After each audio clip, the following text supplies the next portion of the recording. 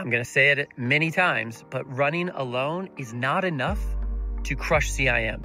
You've got to build the whole athlete. And what that means, of course, is figuring out what strength work, what kind of volume, what kind of training split is going to be good for you.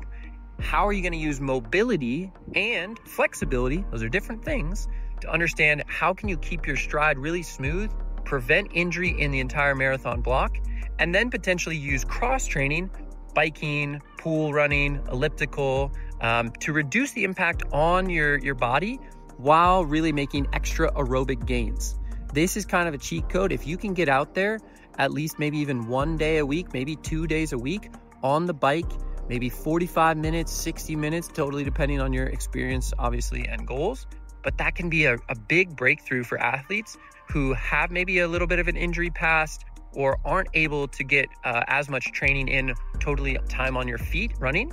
This is something where you can make big gains, and is something that lots of athletes are using these days to combine all three phases: cross training, strength, mobility, and really dial things in before race day.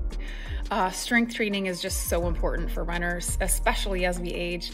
It enhances performance, reduces injury risk, improves overall running economy. So stronger muscles allow you to run faster and farther with less fatigue and maintain better form. It also strengthens the muscles around the joints, so it reduces the likelihood of injuries as well. So short answer, it increases running efficiency, improves running economy, and reduces your injury risk. So very important to add in.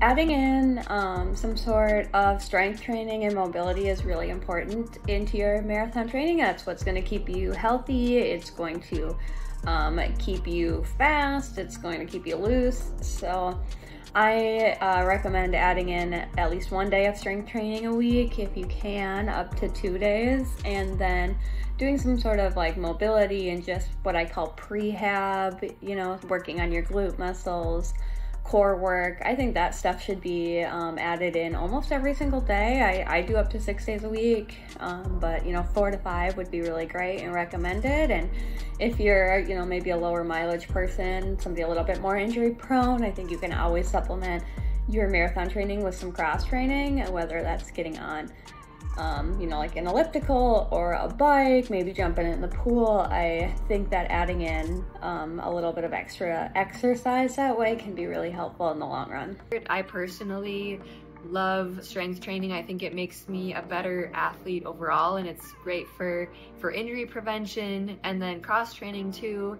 If an injury does happen, it's a great tool to still remain fit without maybe having the same amount of impact that running does, whether that's swimming, biking, elliptical, whatever your preferred cross-training method is.